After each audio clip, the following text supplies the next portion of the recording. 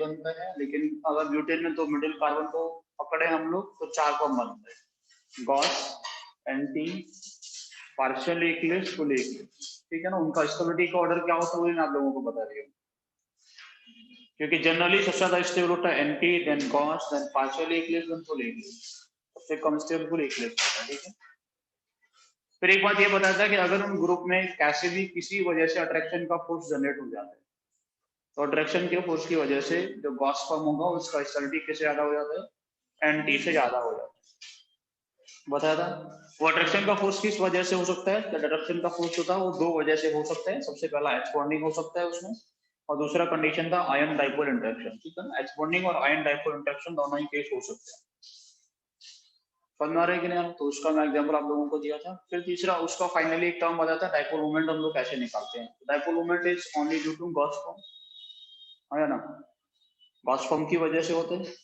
जहाँ पे Gauss form का अमाउंट ज्यादा होगा वहां पे डाइपोल मोमेंट ज्यादा होगा। एंटी फॉर्म की वजह से होता है क्या, एंटी का तो अपने आप में जीरो रहता है। एंटी फॉर्म का डाइपोल मोमेंट कैसा होता है, अपने आप में जीरो रहता है। ठीक है ना। लेकिन क्या हमेशा एंटी फॉर्म का जीरो रहेगा, वो तुम लोग समझ सकते हो। जैसे हम लोग सिस ट्रांसफर आए थे, CH3 Cl लगा दिए होंगे, तो ट्रांसफर ज्यादा होता है कि सिस का? एक तरफ CH3 लगा, एक तरफ Cl लगा, कौन सा वाले फॉर्म पे ज्यादा होता है? सिस फॉर्म पे ज्यादा कि ट्रांसफर? तो ट्रांसफर ज्यादा हो जाता है इन जनरल। सिस फॉर्म पे ज्यादा होता है, तो वो चीजें वहां पे भी गॉस एंटी वाले केस में भी हो सकती है। और नारे में क्या बोल रहा हूँ, ऐसे तुम लोगों से बोला प्रोपाइल क्लोराइड का बनाओ, तुम लोगों से बोला जाए प्रोपाइल क्लोराइड तुम लोगों के पास में CH3 CH2 CH2 Cl। ठीक से सुनो, तुमसे मुझे इसमें कितने बनेंगे, तो इसके भी 4 फॉर्म बनेंगे। 4 फॉर्म बनेंगे नहीं बनेंगे पहले ये बताओ। इसके कितने फॉर्म बनेंगे? 4 बनेंगे। तुम लोगों को ये बताया था कि तुम लोग पढ़ते नहीं है बेटा। CH3 CH2 यहाँ पे अगर X है, यहाँ पे वही है, तो कितने फॉर्म बनते हैं? 4। तो यहाँ पे वही कंडीशन है ना, एक तरफ Cl लगा, एक तरफ CH लगा, कितने फॉर्म बनाएंगे हम लोग? 4 ही बनाएंगे, है ना। वो 4 फॉर्म तुम लोग बना सकते हो आसानी से। चलो इसका मैं एंटी फॉर्म बनवा देता हूँ फिर। पहले वाले कार्बन पे क्या है बेटा, एक Ame है, और कितना H है, 2H। दूसरे वाले कार्बन पे एक Cl, कितना H है बेटा, 2H। डायरेक्शन बताओ। यहाँ डायरेक्शन ये है और यहाँ पे भी डायरेक्शन यही है, होगा कि नहीं होगा? तो इसका तो जीरो नहीं हुआ ना, एंटी फॉर्म का जीरो हो गया। हाँ ना तो बोलो कुछ। नो सर, जीरो इतना नहीं बताओ, हुआ। क्या हमेशा एंटी फॉर्म का डाइपोल मोमेंट जीरो लिखेंगे हम लोग? नहीं लिखेंगे नो ना, हमेशा नहीं लिखना है। ठीक है। एक फाइनल चीज से पढ़ाने का है, साइक्लिक कंपाउंड का तुम लोगों के लिए नहीं है। IIT वालों को पढ़ाएंगे, तुम्हें नहीं पढ़ाएंगे साइक्लिक कंपाउंड में। ठीक है। तो पढ़ा है तुम लोगों ने साइक्लिक नहीं पढ़ा ना, है ना। हम फिर ऑप्टिकल की बात करेंगे। ऑप्टिकल में देखो, अगर ऑप्टिकल में सिर्फ ये बताना है कि कैसे बनता है तो वो सब लोगों को आता होगा, बहुत जल्दी से हम डेफिनेशन पढ़ा के आदि खत्म कर देंगे। ज्यादा बचता है उसमें कुछ पढ़ाने को? एक ऑप्टिकल आइसोमेरिज्म में जो टाइम लेता है वो लेता है प्लेन ऑफ सिमेट्री कैसे है या नहीं है, एंगल ऑफ सिमेट्री है, एक्सिस ऑफ सिमेट्री है या नहीं है। समझ आ रहा है कि नहीं आ रहा? ये सारी चीजें टाइम लेती हैं। अब वो तुम लोगों को अगर डिस्कस नहीं करना है तो सीधे सीधे हम पहुंच जाएंगे डायरेक्टली फाइनल। फिर तो ये पता रहता है कौन सा वाला एक्टिव है, कौन सा वाला नहीं है, कितने पार्ट है, कौन सा वाला इनएंसियोमर है, कौन सा वाला आइसोमर है, कब रेसमिक बनेगा कब नहीं बनेगा। ये सारी चीजें बतानी रह जाती है ना फिर। बाकी तो और कुछ बचता नहीं है, तो चैप्टर वो खत्म ही हो जाएगा बहुत आसानी से। अगर सारे एलिमेंट और सिमेट्री डिस्कस करने पड़ेंगे तो टाइम लगेगा उन सबको डिस्कस करने में। हम लोग पहले इसका लास्ट ही बता दें, तुम लोग मुझे बताओ इसके कितने बनेंगे, इसके फॉर्म बनाओ सारे के सारे। ये लिखो CH3 CH2 NH2, इसमें कार्बन और नाइट्रोजन के बीच में 4 फॉर्म बनाओ और मुझे स्टेबिलिटी का ऑर्डर बताओ जल्दी से। CH3 CH2 NH2 के 4 फॉर्म तुम लोगों को बनाने हैं और स्टेबिलिटी का ऑर्डर क्या होगा ये बताना है।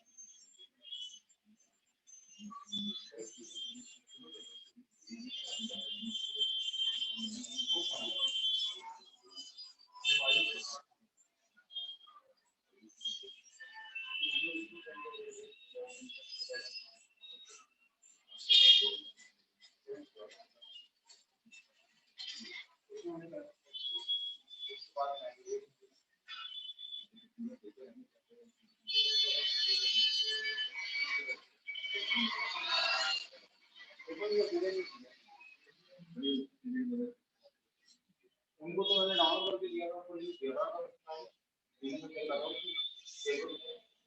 वो बताइए बोले कि बता दे तो मैंने उनको नहीं किया उसके बाद क्या हुआ?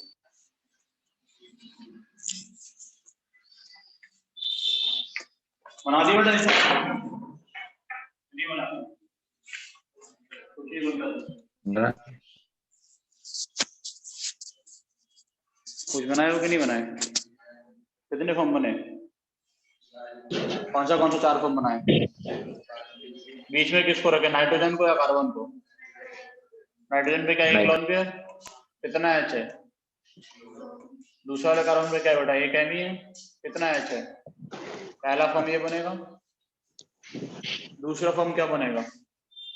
घुमाएं इसको 60 से, एक एन इधर रहेगा बेटा लॉन पेयर और ये वाला एच इधर रहेगा। देखो सुनो इधर ठीक से, ये एम इधर चला जाएगा, ये वाला एच यहाँ पे और एक एच इधर, ठीक है सर। फिर से घुमाओगे इसको, फिर से घुमाने पे क्या बनेगा? फिर से घुमाओगे बेटा एन हम लोगों के पास में लॉन पेयर इधर रहेगा, एक एच इधर एक एच इधर, एम ई किधर चला जाएगा यहाँ पे, एक एच यहाँ पे होगा एक एच यहाँ पे होगा। फिर से घुमाओगे बेटा क्या होगा, एन हम लोगों के पास में लॉन पेयर है, एक एच इधर एक एच इधर, एम ई किधर चला जाएगा बेटा यहाँ पे चला जाएगा, एक एच यहाँ पे होगा और एक एच इधर होगा और एक एच इधर। अब मुझे स्टेबिलिटी का ऑर्डर बताओ, ये 4 फॉर्म बनते हैं इसके। इन चारों फॉर्म में पहला और तीसरा वाला फॉर्म कौन सा है बेटा, स्टैगर्ड है, और दूसरा चौथा कौन सा है, इक्लिप्स। दिख रहा है सभी लोगों को या नहीं दिख रहा? yes, पहला और तीसरा वाला फॉर्म क्या है? पहला और तीसरा क्या है, स्टैगर्ड है। दूसरा और चौथा क्या है, इक्लिप्स है। स्टैगर्ड में कौन सा वाला गॉस है, कौन सा वाला एंटी है, तुम लोग बता सकते हो? yes. बता सकते हो ना? चलो इनमें ये बताओ कि पहला और तीसरा फॉर्म मैं बोल सकता हूँ 1 और 3 का जो स्टेबिलिटी होगा वो ज्यादा होगा किससे, 2 और 4 से। 1 और 3 का स्टडी कैसा होगा, 2 4 से ज्यादा होगा। 1 3 में कौन ज्यादा स्टेबल है ये बताओ? 1 और 3 में कौन ज्यादा स्टेबल है, पहला वाला कि तीसरा वाला? पहला वाला ज्यादा स्टेबल है बेटा, यही तुमसे उम्मीद थी हमें। लिखो लिखो गॉस इफेक्ट।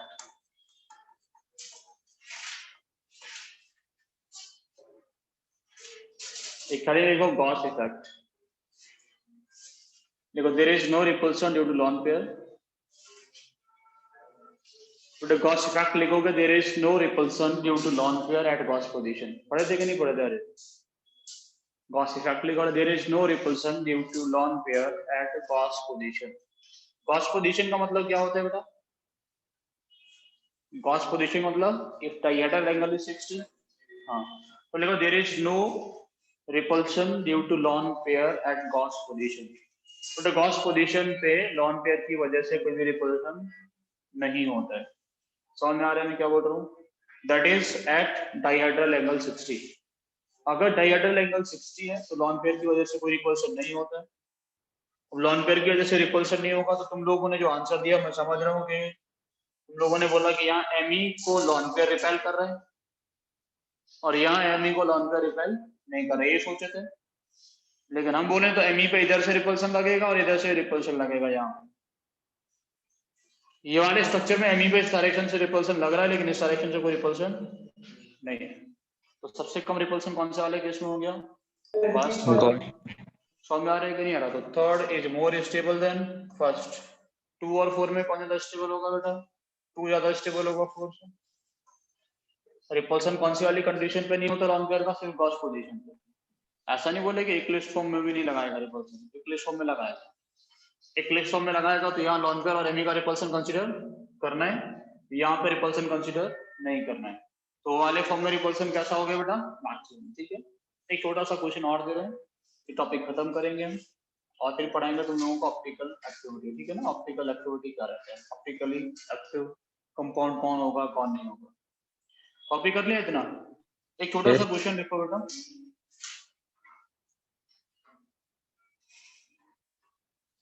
कॉपी हो गया? एक और हम क्वेश्चन लिख रहे बेटा F2CHOH। F2CHOH में तुम लोग बना के लिखो मुझे सारे आइसोमर और स्टेबिलिटी का ऑर्डर दो। जितने भी हम लोगों को बस कंफर्मेशन सुनेंगे, कंफर्मर बन रहे हैं, उन सबको बनाओ बेटा और मुझे इसमें बताओ कितना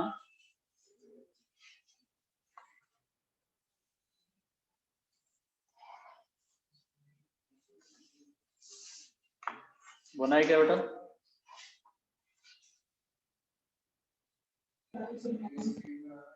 हाँ क्या कह रहे हो? दोबारा बोलो क्या कह रहे हो?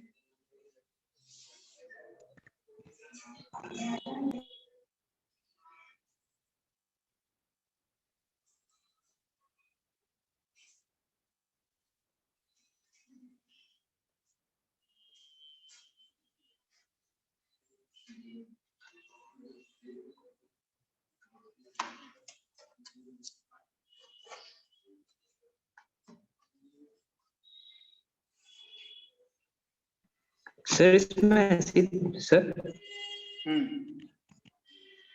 सर इसमें ये ओ पे 2 लोन पेयर लगा के ये कैश लगेगा ना? ओ पे 2 लोन पेयर है बेटा, तो क्या होगा जब हम लोग किसके बीच में बनाना है तुम लोगों को? यहाँ पे कार्बन ऑक्सीजन के बीच में बनाओगे, ये तो बनाओगे ना? हाँ या ना? जो कार्बन यस ऑक्सीजन के बीच में बनाओगे तो क्या होगा? हम लोगों के पास पीछे ऐसा बीच में ऑक्सीजन है, ऑक्सीजन के पास कितना लोन पेयर है? 2 लोन पेयर और एक एच, ऐसे ही। दूसरे वाले कार्बन पे क्या है बेटा? 2 एफ है और एक एच है। कितना एफ है बेटा? 2 एफ, एक एफ इधर, एक एफ इधर और यहाँ पे एक एच। ठीक है, इसको घुमाते जाए हम लोग। इसको पहली बार तुम लोग घुमाए तो घुमाने पे क्या बनेगा? यहाँ पे ऑक्सीजन था, एक लोन पेयर इधर का इधर रहेगा, ये वाला लोन पेयर इधर है, यहाँ पे एच है, ये एफ इधर आ जाएगा बेटा। समझ में आ रहा है कि नहीं आ रहा? ये वाला एक एफ इधर चला जाएगा और एक एच आ जाएगा यहाँ पे। फिर से घुमाओगे, फिर से घुमाने पे क्या दिखेगा बेटा? फिर से घुमाने पे यहाँ पे लोन पेयर, यहाँ पे लोन पेयर, यहाँ एच, ये एफ इधर चला जाएगा, एक एफ इधर चला जाएगा और एक एच इधर आ जाएगा। समझ में आ रहा है कि नहीं आ रहा? फिर से घुमाओगे बेटा, फिर से घुमाने पे क्या होगा? एक लोन पेयर इधर है, एक लोन पेयर इधर है, यहाँ पे हम लोगों के पास एच, ये वाला एच इधर हो गया, ये वाला एफ यहाँ हो गया, ये वाला एफ यहाँ हो गया। 4 फॉर्म बनेंगे। आप लोग तो डायरेक्टली बना सकते थे, कोई दिक्कत नहीं थी। 4 फॉर्म लोगों के पास बना। इन चारों फॉर्म में एक्सर्टी ऑर्डर क्या होगा? ये चीज मैं कॉमनली लिख सकता हूँ कि 1 and 3 are more stable than 2 and 4। हाँ ना? बट 1, 3 और 2, 4 में कौन ज्यादा स्टेबल है? 1 and 3 are more stable than 2 and 4। 1 और 3 में किसका स्टेबिलिटी ज्यादा है? क्योंकि 1 and 3 कौन सा वाला फॉर्म? Staggered form. 2, 4 कौन सा वाला form? Eclipse form. Staggered form का स्टेबिलिटी हमेशा किससे ज्यादा होता है? एक्लिप्स फॉर्म से ज्यादा रहता है। तो 1, 3 में कौन ज्यादा स्टेबल है? इसका आंसर बताओ जल्दी से। Which one is more stable between 1 and 3?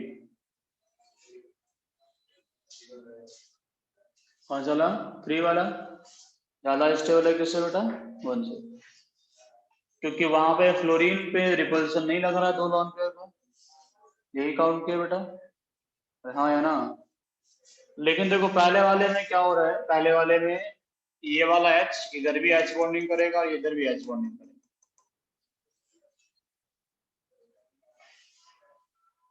क्या रिपल्सन नहीं है H की वजह से? जो तुम कंसीडर कर रहे थे कि H की वजह से रिपल्सन लग रहा है, ये वाला H किससे लगा हुआ है? ऑक्सीजन से। अगर ये वाला H ऑक्सीजन से लगा, इसके पास में पार्शियल पॉजिटिव चार्ज होगा कि नहीं होगा? इसके पास में पार्शियल पॉजिटिव होगा और H के पास में पार्शियल नेगेटिव होगा। H बॉन्डिंग करेंगे कि नहीं करेंगे? बिल्कुल करेंगे बेटा। 1 का स्टडी किसे याद है? 3 से। 2, 4 में किसका स्टडी याद है? 2 का याद है 4 से। ठीक है ना? 1, 3, 2, 4। समझ आ रहा है या नहीं आ रहा है? देखो कोई दिक्कत तो नहीं है? हाँ सर। देखो एक बेसिक इंफॉर्मेशन याद रखना कि जैसे यहाँ पे हम लोग क्या किए थे, सिंगल बॉन्ड के अबाउट उसको रोटेट करा। रोटेट क्यों करा थे? कोई बताएगा मुझे? पहले वाले लेक्चर में इसका जब पढ़ाया था तब बताया था। कल ही पढ़ाया इसको? स्टार्टिंग कब किया था? परसों या कल? परसों स्टार्टिंग किया था। तो तुम लोगों को जब बताया था कि एक्चुअल में यहाँ पे रोटेशन किस वजह से होता है? अपना स्ट्रेन को रिलीज करने के लिए होता है कि नहीं होता? स्ट्रेन को रिलीज करने के लिए रोटेशन होता है। ये स्ट्रेन साइक्लिक कंपाउंड में होता है कि नहीं होता? ये वाला स्ट्रेन साइक्लिक कंपाउंड में होगा कि नहीं होगा? 3 मेंबर का रिंग है, यहाँ स्ट्रेन होता है कि नहीं होता? यहाँ भी होता है। 4 मेंबर के रिंग में होता है कि नहीं होता? यहाँ भी होता है। 5 मेंबर के रिंग में होगा कि नहीं होगा? यहाँ भी होगा। 6 नंबर के रिंग में स्ट्रेन होता है कि नहीं होता? 6 में भी होता है। सब में स्ट्रेन होता है। 6 नंबर के रिंग में कितना होता है 28 डिग्री का, 28 मिनट का, या एंगल 109 का होता है, या 108 का होता है, या 1 डिग्री 28 मिनट का होता है। सब जगह स्ट्रेन होते हैं।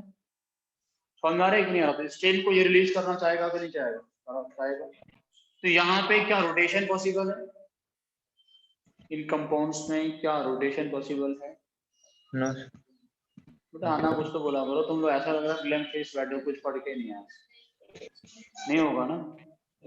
रोटेशन सिंगल बॉन्ड के अबाउट कहाँ पॉसिबल होता है? सिग्मा बॉन्ड का रोटेशन कहाँ? ये तुम लोगों को जीआई में पढ़ाए थे। साइक्लिक कंपाउंड में सिंगल बॉन्ड के अबाउट रोटेशन इंडर्ट होता है? नहीं होता। अगर हम लोगों के पास कंपाउंड कैसा है नॉन साइक्लिक, तो उसके अबाउट क्या होता है? रोटेशन होता रहता है। तो यहाँ पर रोटेशन होगा कि नहीं होगा? नहीं होगा। तो क्या यहाँ पे हम लोगों को कंफर्मेशन मिलेंगे कि नहीं मिलेंगे? यहाँ पे बेटा कंफर्मेशन मिलते हैं।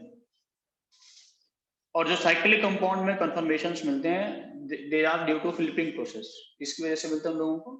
फ्लिपिंग प्रोसेस की वजह से मिलते हैं।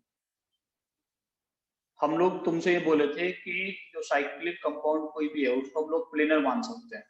जो साइक्लोब्यूटेन है, साइक्लोप्रोपेन है, साइक्लोपेंटेन है, हेक्सेन है, उन सबको क्या बोला गया? तुम लोग उसको प्लेनर मानो। ऐसे बोला गया था। एक प्लेन ट्रीट करते थे कि नहीं करते थे? जीआई जब पढ़ाया कि नहीं पढ़ाया? जीआई में बताया कि नहीं बताया तुम लोगों को? इसको एक प्लेन मान लो, एक एच उसके नीचे, एक एच उसके ऊपर, ऐसे बताए थे। जो एच ऊपर और नीचे वो दूसरे वाले प्लेन में चला जाएगा, है ना? ऐसा सब कुछ पढ़ाया था।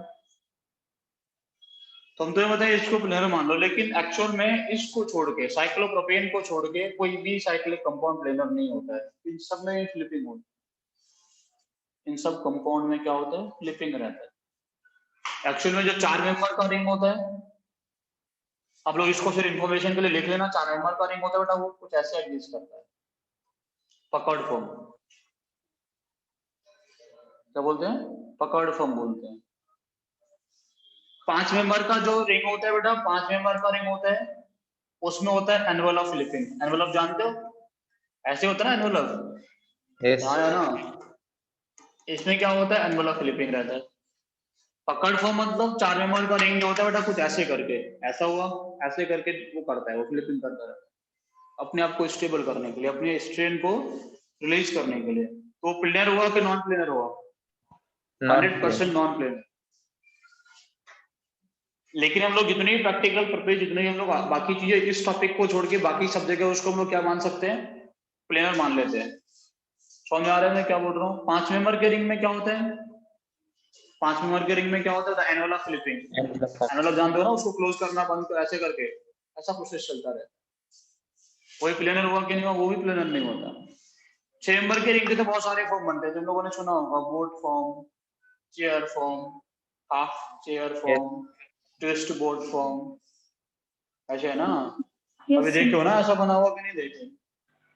कैसे फॉर्म में एग्जिस्ट करता है? 6 नंबर का। यस ये इसका मोस्ट स्टेबल फॉर्म होता है चेयर फॉर्म। यहाँ पे भी क्या होता है? फ्लिपिंग होता है। फ्लिपिंग कैसे होता है? ये 1 कार्बन है, ये 2, ये 3 और ये 4, ठीक है ना? समझ में आ रहा है मैं क्या बोल रहा हूँ? 1 2 3 4 हो गया हम लोगों के पास। बाकी इसका डिटेल स्टडी तुम लोगों के लिए नहीं है। 3 4 ऐसा, तो इसको पकड़ो और इसको पकड़ो, इसको धीरे धीरे ऊपर ले जाओ, इसको नीचे लेके आओ, ऐसा फ्लिपिंग चलता रहता है। कौन से वाले में? 6 मेंबर के रिंग में। जो ऐसे फ्लिपिंग चलेगा तो कितने फॉर्म बनेंगे? फॉर्म तो सबके इनफाइनाइट बनते हैं, लेकिन इसके कुछ फॉर्म ऐसे होते हैं जिनको हम लोग स्टडी करते हैं। जो 6 नंबर का रिंग होता है उसके कुछ फॉर्म्स है, उनको हम लोग स्टडी करते हैं। तो बेसिक इन्फॉर्मेशन है, तुम लोग इसको सिर्फ कॉपी कर लो कि ये कौन से वाले फॉर्म में एग्जिस्ट करेगा बेटा? पकड़ फॉर्म। पकड़ फॉर्म। इसमें होता है एनवेलप फ्लिपिंग। इसमें क्या होता है बेटा? Envelope flipping. It is the only planar structure. ये प्लेनर है और this exist in forced Eclipse form. ये किसमें एग्जिस्ट करता है बेटा? फोर्स्ड इक्लिप्स फॉर्म में एग्जिस्ट करता है। तो ये इन्फॉर्मेशन सिर्फ कॉपी कर लो, बाई चांस कहीं से गलती से कुछ पूछ ले तो, ठीक है ना? इसके बेटा कौन कौन से फॉर्म होते हैं? हमारे पास में बोट होगा, ट्विस्ट बोर्ड होता है, चेयर फॉर्म होता है और हाफ चेयर फॉर्म, ठीक है? बोट होता है, ट्विस्ट बोर्ड होता है, चेयर, हाफ चेयर। जो चेयर फॉर्म होता है वो क्या होता है? इसका स्टैगर्ड फॉर्म होता है। चेयर फॉर्म क्या होता है इसका? स्टैगर्ड फॉर्म होता है, इस वजह से this is the most stable form of the cyclic compound, cyclohexane. ठीक है, अब इसके आगे लिखो ऑप्टिकल आइसोमर्स।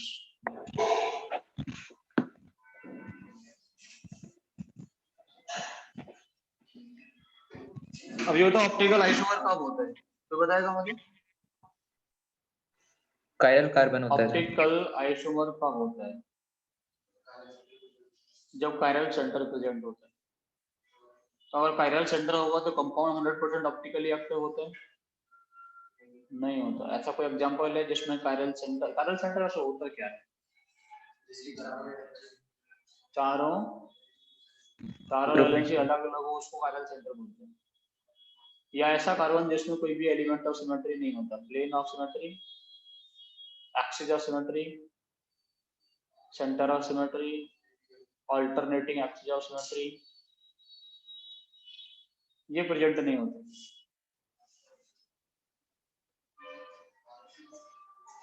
सोच के बताओ एक बार जल्दी, कंफ्यूज कर दिया।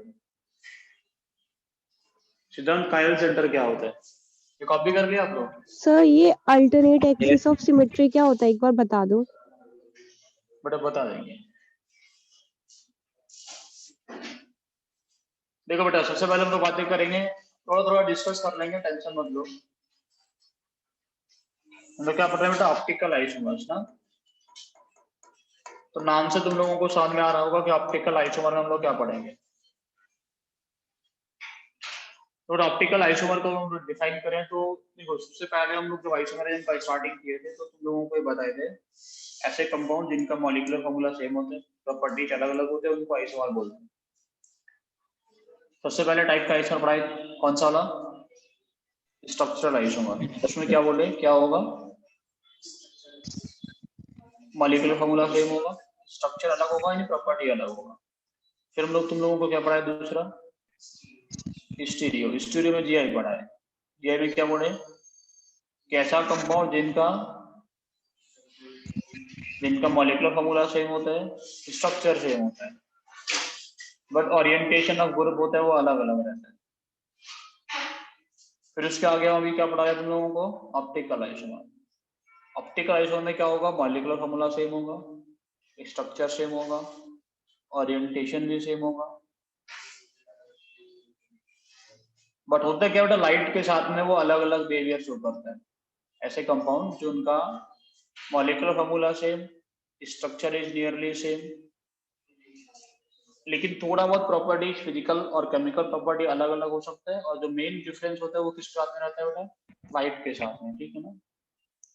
लाइट के अंदर डिफरेंस क्या होगा कि वो लाइट को अलग अलग एंगल पर रोटेट करता है। समझ आ रहा है मैं क्या बोल रहा हूँ? यस। कोई दिक्कत है? ऐसे कंपाउंड जो लाइट का के साथ में अलग अलग बिहेवियर शो करेंगे उनको हम लोग क्या बोलेंगे? ऑप्टिकल आइसोमर्स बोलते हैं। मॉलिक्यूलर फॉर्मूला सेम है, मास सेम है, सब कुछ, सारा कहानी सेम, उस लाइट का बिहेवियर कैसा अलग अलग। ऐसे कंपाउंड को हम लोग क्या बोलते हैं? ऑप्टिकल आइसोमर्स बोलते हैं। ठीक है ना। इसके लिए बेसिक कहानी ये रहता है कि हम लोगों के पास में क्या होगा बेटा? एक लाइट रहता है, ठीक है ना, ऑर्डिनरी लाइट। ठीक है ना। हम लोग इस लाइट को सबसे पहले किससे पास कराते हैं बेटा? एक प्रिज्म से पास कराते हैं। कौन सा वाला प्रिज्म? कौन सा वाला प्रिज्म से पास कराते हैं? निकोल प्रिज्म से पास कराते हैं। जब निकोल प्रिज्म से पास कराएंगे तो हम लोगों को जो लाइट मिलता है उसका ओरिएंटेशन क्या होता है बेटा? एक प्रॉपर ओरिएंटेशन, एक फिक्स, एक ही डायरेक्शन में उसका स्कैटरिंग होता है, ऐसा बोल सकते हैं। Plane polarised. उसको हम लोग क्या बोलते हैं बेटा? उस लाइट को हम लोग क्या बोलते हैं?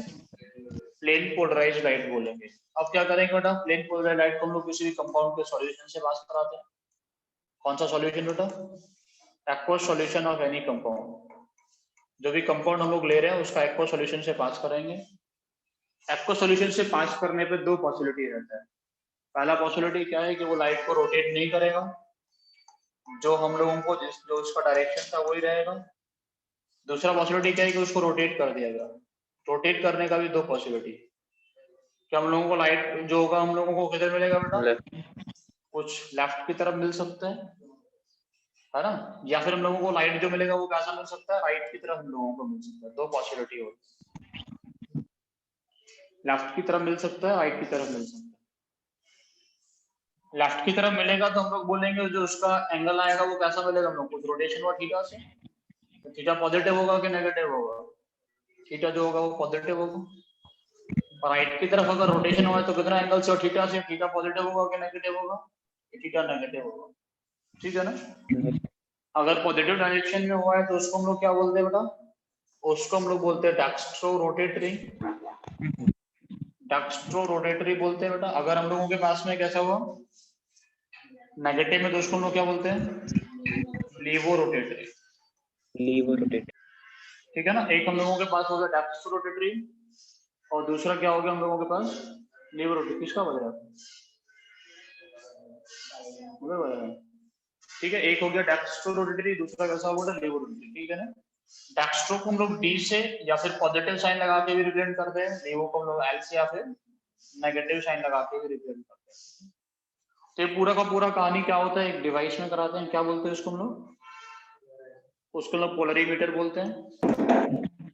क्या बोलते हैं उसको हम लोग, पोलरीमीटर में ये सब कुछ कराया जाता है, ठीक है। तो एक छोटा सा क्वेश्चन तुम लोगों से पूछूं, कुछ कॉपी वॉपी तो नहीं करना तुम लोगों को, याद करना है कि नहीं, जिनको करना है वो बना लो जल्दी। तो छोटा सा क्वेश्चन तुम लोगों से जो बाकी लोग हैं उनसे पूछ रहे हैं बेटा, ये देखो एक ऐसा ट्यूब रहता है एक्चुअल में जिसमें प्रोसेस कराया जाएगा, ठीक है।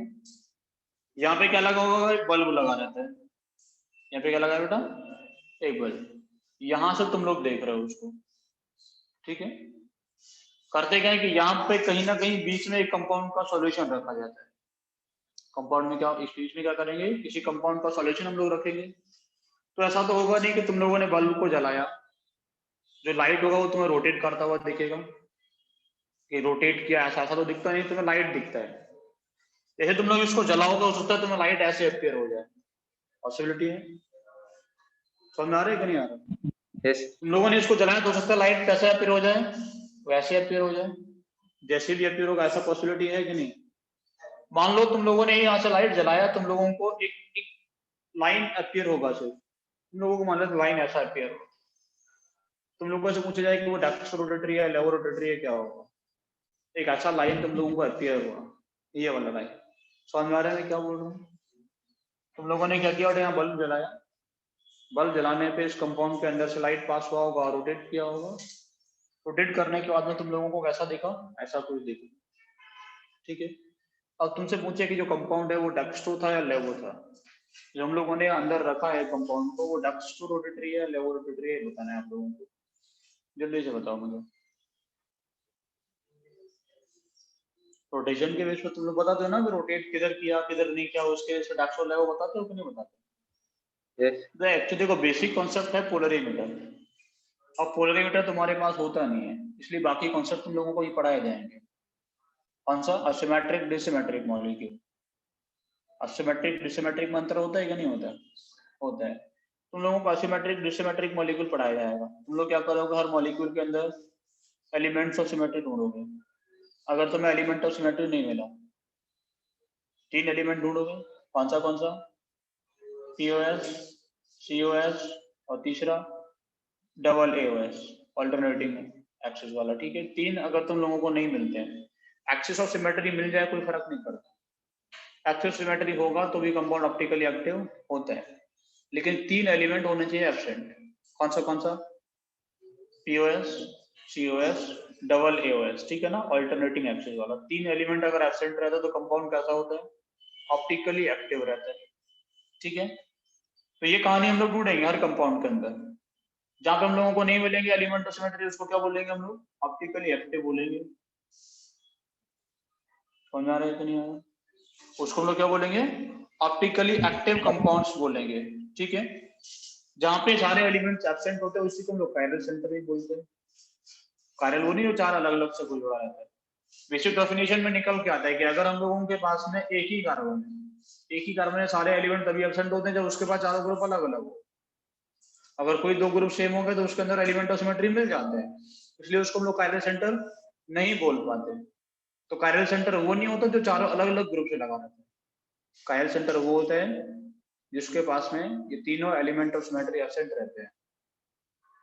अगर किसी भी एक कार्बन के पास में तीनों एलिमेंट ऑफ सिमेट्री अलग अलग है तो तभी हो सकता है जब कार्बन चारों अलग अलग ग्रुप से जुड़ा हो। तो इस वजह से बेसिक डेफिनेशन में कभी कभी ये भी बोल दिया जाता है कि वो सेंटर जो चारों अलग अलग ग्रुप से जुड़ा हुआ है उसको हम लोग कायरल सेंटर बोलते हैं।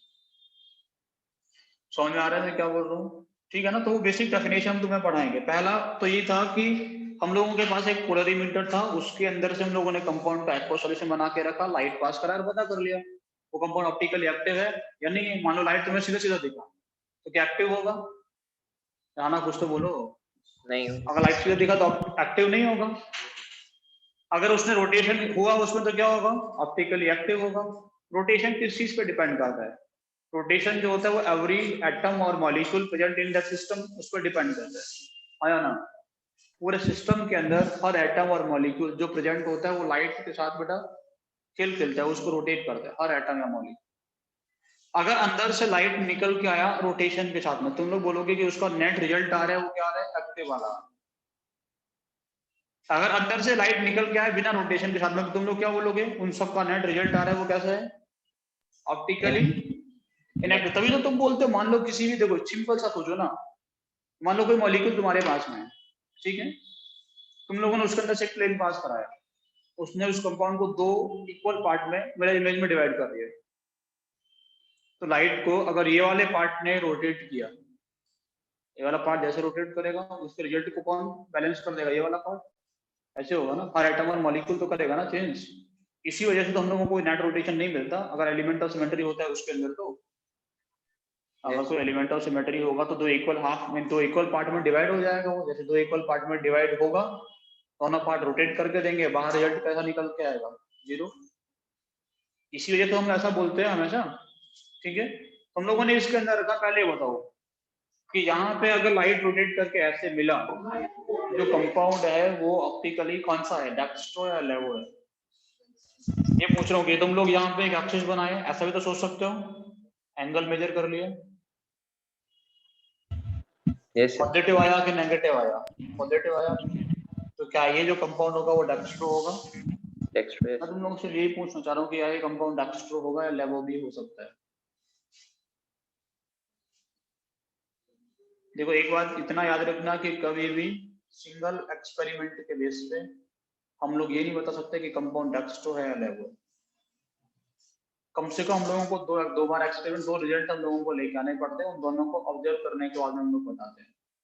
और तुम लोग सोच के देखो, एक लाइट तुम्हारे पास में ऐसा, ठीक सोचने जो मैं बोल रहा हूँ, ऐसा लाइट है, ये ऐसा तो तुम लोगों को ऐसे घूम घूम के भी मिल सकता है। देखो तो ऐसे घूम के जाएगा तो ऐसा मिल सकता है कि यहाँ पे क्लॉकवाइज घूम के गया, एंटी क्लॉकवाइज तुम लोगों को क्या पता है क्या?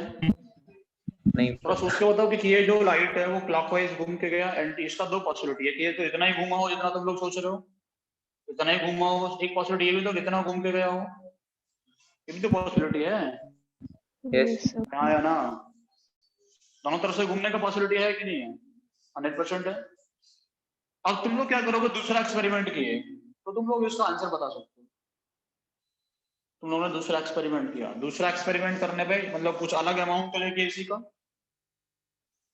Angle of rotation is always directly proportional to concentration.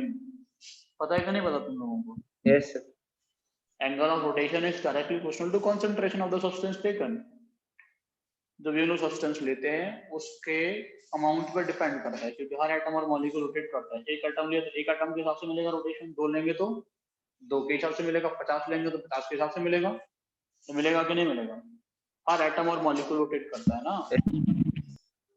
और तुम लोगों ने अलग कंसंट्रेशन लेके बेटा उसको रोटेट करा है फिर से। तो रोटेशन दो तरीके से मिल सकता है। मान लो तुम्हें रोटेशन लाइट जो था रेड वाला जो मैं बनाया वो ऐसा मिल गया, वो कैसा मिल गया बेटा? वो ऐसा कुछ मिल गया। अब तुमसे पूछा जाए कि कंपाउंड डेक्स्ट्रो था या लेवो था, अब बताओ जल्दी से।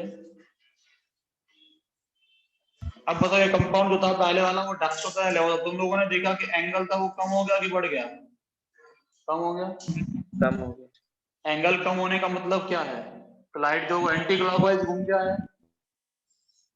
अरे हाँ या ना भाई, ऐसे घूम के आया तभी तो कम हुआ। ये मान लो तुम्हें ऐसे मिल जाता तो एंगल बढ़ा कि नहीं बढ़ा? ऐसे मिलने में तुम लोग बोलते कि एंगल था मान लो यहाँ 20 का, अब यहाँ पे कितना मिल रहा है, 10 मिल रहा है, ये 20 मिल रहा है और अब 10 मिल रहा है, तो तुम लोग बोल सकते हो कि लाइट कितना घूम के आया, 350 डिग्री, या कितना घूम के आया था, 340 डिग्री। अरे हाँ है ना। Yes sir. कंसंट्रेशन बढ़ाने पे एंगल ऑफ रोटेशन बढ़ेगा, 100% बढ़ेगा। तो अगर यहाँ पे 10 डिग्री का रोटेशन है मतलब एंटी क्लॉकवाइज घूम के आ रहे हैं। समझ में आ रहा है मैं क्या बोल रहा हूँ आप लोगों को? इसके वजह से छोटे छोटे क्वेश्चन फ्रेम होते हैं, बहुत छोटे छोटे बेसिक क्वेश्चन। अगर तुम लोगों को एक ठीक ठाक तरीके से कॉन्सेप्ट पता है तो अभी सोचो यहाँ पे एंगल 20 था, यहाँ कितना हो गया बेटा 40, और तुम लोग बोल सकते हो कि यहाँ से एंगल बढ़ रहा है। तो अगर लाइट सेकंड एक्सपेरिमेंट में ऐसे रोटेट किया तो हम लोग बोलते हैं डेक्स तो रोटेट रही है, और ऐसे रोटेट किया तो हम लोग क्या बोलते हैं उसको, हम लोग single experiment never gives the result. एक एक्सपेरिमेंट कभी रिजल्ट नहीं देता कि जो कंपाउंड है हम लोगों के पास डेक्स्ट्रो है या लेवोरोटेटरी है। समझ में आ रहा है मैं क्या बोलता हूँ? यस ठीक है, पहले को कॉज ऑफ ऑप्टिकल एक्टिविटी।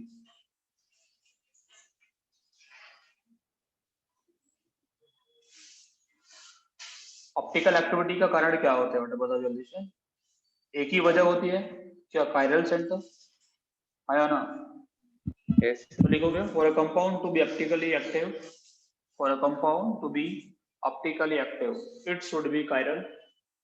वो कैसा होना चाहिए बेटा, कायरल होना चाहिए। For a compound to be optically active it should be chiral. Chiral क्या होता है बेटा,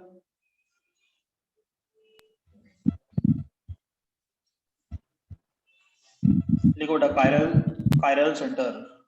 कायरल, कायरल का मतलब क्या होता है बेटा, जिसमें सिमेट्री एब्सेंट। हाँ लिखो दोज कंपाउंड्स दोज ऑब्जेक्ट्स। पहले लिखो कायरल सेंटर, कायरल का मतलब क्या होगा, देखो those objects whose mirror image does not superimpose on the original form, whose mirror image does not superimpose on the original form. Those objects whose mirror image does not superimpose on the original form are called chiral.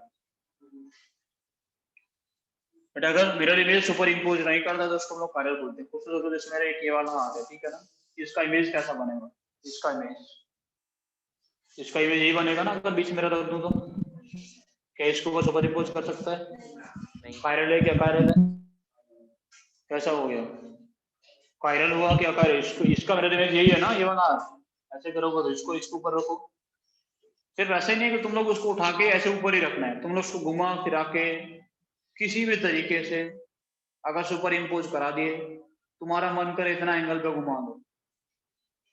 ऐसे नहीं कि हम उसको fix angle पे घुमाएं, तुम्हारा मन करे उसको ऐसे घुमा फिरा के उसके ऊपर अगर तुम उसको सुपर इम्पोज करा दिए तो कंपाउंड कैसा हो जाएगा बेटा, कायरल हो जाएगा। ठीक है ना, कायरल नहीं होगा। अगर सुपर इम्पोजेबल मिरर इमेज हो गया तो कंपाउंड कैसे होते हैं, कायरल होते हैं। ठीक है ना, अगर मिरर इमेज क्या नहीं करेगा, सुपर इम्पोज। अभी तो सिर्फ यही किया ना कि मिरर इमेज बनाए से उठा के रख दिए, उसके ऊपर घुमा फिरा के भी रख सकते हो, जितना तुम्हारा मन करे उतना घुमाओ।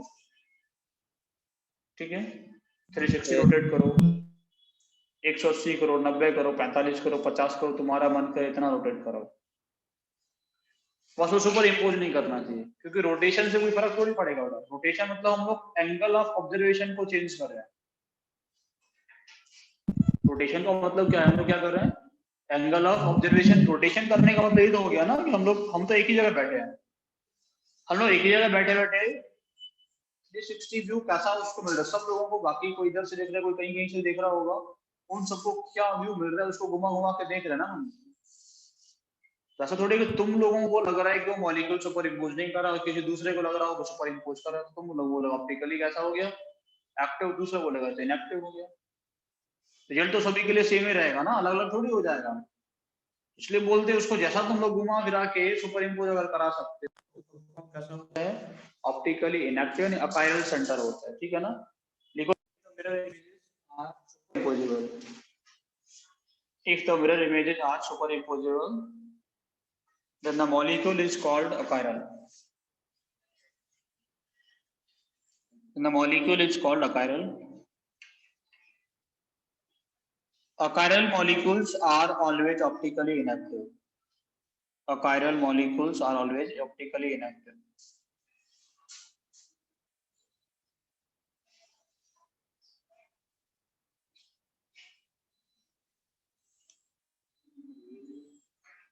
ठीक है बेटा, सारे लिखो एलिमेंट्स ऑफ सिमेट्री,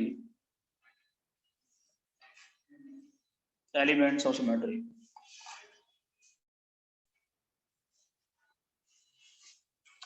हम एक एक करके छोटे छोटे चीजें डिस्कस करेंगे तुम्हारे साथ में, तो मुझे बताना, मैं चारों को बेसिक बेसिक में डिस्कस करूंगा, ठीक है।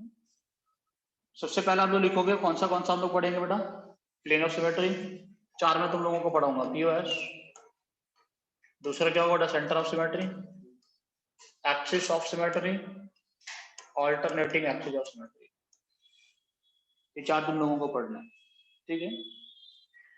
अगर कोई मॉलिक्यूल कैसा है, ऑप्टिकली एक्टिव है, तो ऑप्टिकली एक्टिव होने के लिए उसके पास में कौन से एलिमेंट ऑफ सिमेट्री नहीं होने चाहिए बेटा, ये तीन, एओएस, सीओएस और alternating axis of symmetry. AOS अगर है तो उसका ऑप्टिकल एक्टिविटी का फर्क नहीं पड़ता है, ठीक है बेटा। जो एक्सिस ऑफ सिमेट्री होता है, that is does not count in optical activity, लिख लेना है, ऑप्टिकल एक्टिविटी में इसको काउंट नहीं किया जाता, ठीक है। जो एक्सिस ऑफ सिमेट्री होता है बेटा, वो ऑप्टिकल एक्टिविटी में काउंट नहीं होता।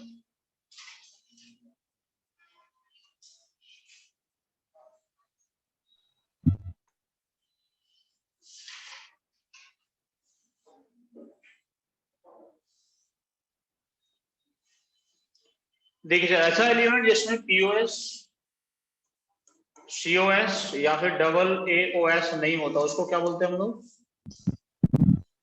उसको लोग क्या बोलते हैं बेटा, डिसिमेट्रिक मॉलिक्यूल बोलते हैं। ऐसे ही होता है कि नहीं होता, अगर तीनों एलिमेंट प्रेजेंट नहीं होता उसको लोग क्या बोलते हैं, डिसिमेट्रिक, ऐसे होता है कि नहीं। अरे पीओएस नहीं होता, सीओएस नहीं होता, डबल एओएस नहीं होता, डिसिमेट्रिक। ऐसा मॉलिक्यूल जिसमें पीओएस नहीं होता बेटा, सीओएस नहीं होता, एओएस नहीं होता, डबल एओएस नहीं होता, चारों नहीं होते उसको हम लोग असिमेट्रिक बोलते हैं,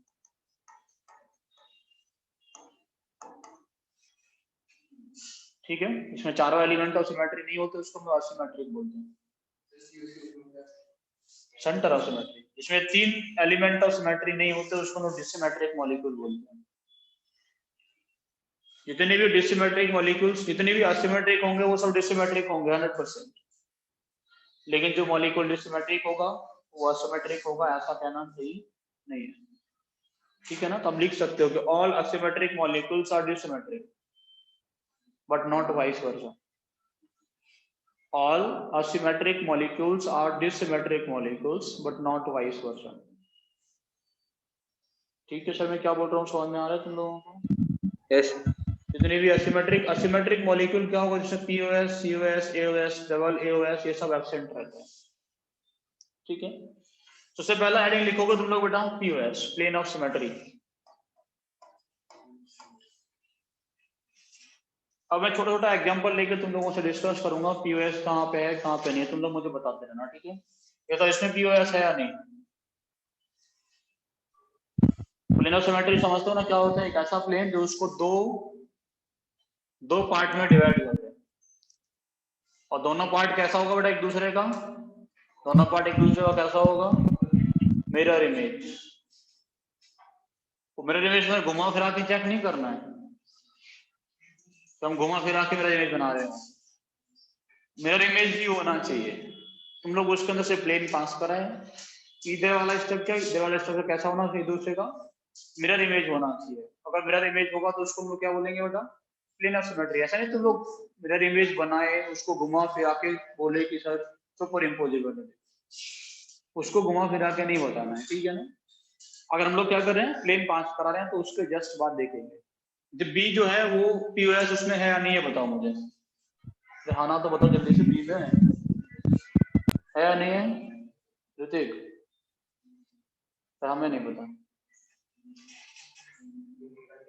आज तुम्हारी पार्टी वार्टी हो रही नहीं हो रही, 11 बजे होगी, चलेंगे, काम तो यही रहेगा सर सारे दिन। और देखो ये वाला है ना, ये दोनों पार्ट एक दूसरे के मिरर इमेज है या नहीं? हाँ या ना? Yes yes sir, sir. No sir? अच्छा ए में अगर बना दूं तो ए में है या नहीं, ये बताओ। ए में कोई पीओएस होता है कि नहीं होता? सर वर्टिकली हो जाएगा ना? ए में पीओएस होता है कि नहीं? Yes. देखो ए में होता है बेटा, ये रहा। सी में होता है कि नहीं होता? सी में होता है कि होता है नहीं सर। होता? सी में होता है। ये इसका प्लेन ऑफ सिमेट्री है क्या? सी में होता है कि नहीं होता? सोचो एक बार, समझ आ रहा है तुम लोगों को?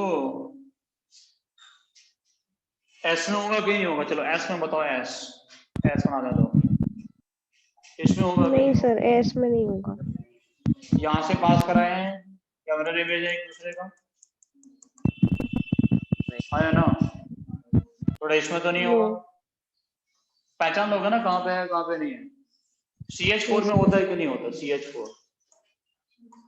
CH4 मॉलिक्यूल में होता है कि नहीं होता? देखो CH4 कैसा होता है, ठीक से समझ। सी एक एच इधर होगा हम लोगों के पास, एक एच इधर होता है, एक एच यहाँ पे होता है बेटा, और एक एच ऐसा कुछ है ना।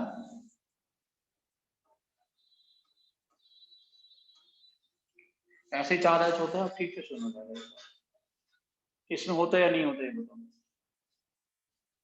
इसमें पीओएस होगा कि नहीं होगा? नहीं होगा? नहीं होगा। पहले तो दोनों तीन दे दो जितने भी तुम्हारे पास है सबको। सर होगा ना, एक प्लेन के अंदर देखो होगा, ऐसा एक दिखता है प्लेन ना, के ऐसा बाहर देखो, होगा। ऐसा सुनो, ये ऐसे दिखता है ना, ऐसा ये तीनों दिख रहा है तुम लोगों को, और एक ऊपर निकला होता है ऐसा कुछ, ऐसा दिखता है देखो, यस सर। ऐसे होता है। अब एक और बताओ कि इसमें से जो 4 हम लोगों के पास बॉन्ड होते हैं, इन 4 में से कोई भी 2 को आप किसी भी टाइम पे प्लेन में लेके आ सकते हो, हाँ या ना? इन 4 में से कोई भी 2 को तुम लोग किसी भी टाइम पे प्लेन में लेके आ सकते हो कि नहीं आ सकते? Yes sir. यस और नो में आंसर करो। यस। देखो ये और ये एक प्लेन में है कि नहीं है? है? ये चारों एक प्लेन में है? बिल्कुल नहीं। ये और ये प्लेन में है कि नहीं है? ये और ये प्लेन में है कि नहीं है? ये भी है। ये और ये प्लेन में है कि नहीं? कोई भी दो, इन दोनों को तुम प्लेन में लेके आ सकते हो कि नहीं? कोई भी 2 को तुम उठाकर प्लेन में लेके आ सकते हो, आया ना? Yes sir. ट्राइपॉड जो लोग यहाँ पे उनको दिख रहे हैं ना, ट्राइपॉड, तुम इनको एक प्लेन में लेके आ सकते हो, तुम इनको चाहो तो लेके आ सकते हो, तुम इनको चाहो तो लेके आ सकते हो, आया ना? कोई समस्या? अब देखो ऐसा ठीक से सुनो फिर, अब ये ऐसा हो गया, ठीक है। अगर तुमने इन दोनों को प्लेन में ले आए तो यहां से एक पास करा दोगे, ऐसे पास करा दोगे। जब यहां से पास करोगे तो ये वाले एंगल के साथ में क्या होगा? ये जो प्लेन होगा इस एंगल को बाइसेक्ट करेगा, करेगा कि नहीं करेगा? Yes sir. आप खुद से सोच के देखो कि ये जो हम लोगों के पास 3 दिख रहा है, एक तो ऊपर की तरफ एक ऐसे निकला होगा, एक पीछे निकला होगा, ठीक है। अगर जो प्लेन है उसी प्लेन को तुम जिस प्लेन में तुम लोगों को ये दिख रहा है, जिस प्लेन में तुम लोगों को ये जिस प्लेन में तुम लोगों के लिए मैंने स्ट्रक्चर बनाया हुआ जो बोर्ड है, उसी में एक इधर निकला होगा है तो और एक पीछे निकला होगा। ये जो प्लेन होगा इसकी इन दोनों एच के एंगल को क्या करेगा? बाइसेक्ट करेगा। जो निकला है हमारी तरफ और एक पीछे निकला है उसको करेगा कि नहीं करेगा? तो ये वाला एच और पीछे वाला एच एक दूसरे का मिरर इमेज है कि नहीं है? तो होगा कि नहीं होगा? अभी तुम लोग सोच के देखो कि हम लोगों के पास ऐसा कुछ स्ट्रक्चर था, बट इसको अगर एक बार इमेजिनेशन में ले आए तुम लोग तो फिर पूरा कहानी खत्म हो जाएगा। इसमें सब कुछ यही से तुम लोगों को समझ में आने लगेगा कि हाँ, एक तो ये समझना है कि ये दो, जैसे ये इन दोनों को प्लेन में समझ लो, ये वाला और ये वाला। अगर यहाँ से तुम लोग ऐसे एक प्लेन पास कराए तो ये वाला जो एटम होगा, हम लोग एटम को किस शेप का मानते हैं? स्फेरिकल का। जब स्फीयर के अंदर से प्लेन पास होगा तो उसको क्या कर देगा? 2 हेमिस्फीयर में कन्वर्ट, और दोनों हेमिस्फीयर क्या होगा? एक दूसरे का मिरर इमेज होता है, ठीक है। समझ में आ रहा है कि नहीं आ रहा? देखो ये आधा गया, ये आधा गया। अब जो यहाँ से प्लेन पास करेगा, ये वाला बॉन्ड और ये वाले बॉन्ड के लिए क्या होगा भाई साहब? ऐसे तुम लोगों ने प्लेन पास कराया तो ये वाला पार्ट और ये वाला पार्ट एक दूसरे का मिरर इमेज है कि नहीं? 100%। Yes sir. समझ में आ रहा है मैं क्या बोल रहा हूँ? ये दोनों पार्ट के एक दूसरे का मिरर इमेज होता है, ठीक है। अगर मिरर इमेज है तो इसके अंदर से हम लोग क्या कर सकते हैं? प्लेन पास करा सकते हैं? कितने प्लेन ऑफ सिमेट्री पास कराए जा सकते हैं इसके अंदर? देखो, एक इधर से करा सकते हो, एक इधर से करा सकते हो, एक इधर से, और एक यहाँ से, ऐसे टोटल 6 पास कराए जा सकते हैं। इसके अंदर कितने प्लेन ऑफ सिमेट्री होते हैं? इसके अंदर प्लेन ऑफ सिमेट्री होते हैं 6। इसके अंदर कितने प्लेन ऑफ सिमेट्री होते हैं? 6 होते हैं। समझ में आ रहा है मैं क्या बोल रहा हूँ? ये कायरल होगा कि अकायरल होगा? अकायरल। प्लेन ऑफ सिमेट्री इसके अंदर है, कोई समस्या नहीं है। मैं यहाँ पे एक को चेंज कर रहा हूँ। मैं तुम लोगों से पूछा हमारे पास में CS3 CL, आप देखो ठीक से समझना। तुमसे मुझे CS3 CL में कितने प्लेन ऑफ सिमेट्री हैं? CS3 CL का बताओ जल्दी से सोच के। CS3 CL के अंदर कितना प्लेन ऑफ सिमेट्री है? ये लो पेन तो। CS3 CL के अंदर कितना प्लेन ऑफ सिमेट्री है? अब देखो ठीक से समझना आप लोग, मुझे बोल बेटा CS3 CL के लिए तुम लोगों को करना क्या पड़ेगा? हम लोगों के पास C है बेटा, एक CL इधर है, एक CL, एक H हम लोगों के पास इधर, एक ये वाला H हो गया, और एक हम लोगों के पास बेटा ये वाला H हो गया। अब सोच के बताओ। देखो, अगर तुम लोग यहाँ से प्लेन ऑफ सिमेट्री पास करना चाहते हो तो तुम लोगों को 100% CL के अंदर से प्लेन पास कराना पड़ेगा, या CL को छोड़ सकते हैं?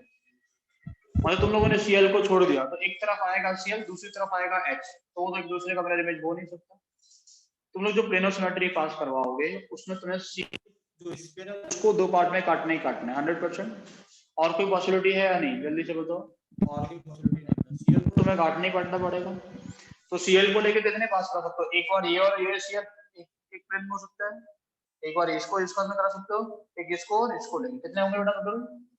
कितना हो गया? 3 हो गए ना टोटल। 3 प्लेन ऑफ सिमेट्री इसके अंदर होते हैं। मैं तुम लोगों से बोला CH2Cl2 के अंदर कितना होगा बेटा?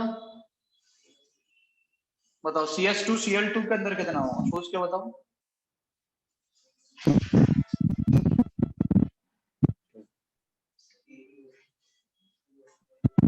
एक तो ClCl को सेंटर मान लो, एक HH को मान लो, 2 हो गए ना? हाँ या ना?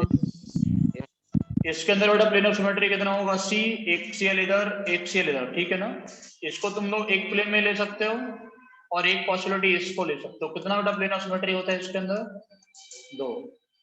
मैं तुम लोगों से बोल रहा हूँ मेरे पास में CH2ClBr, इसमें कितना हो सकता है? CH2ClBr, इसमें कितना प्लेन ऑफ सिमेट्री पॉसिबल है?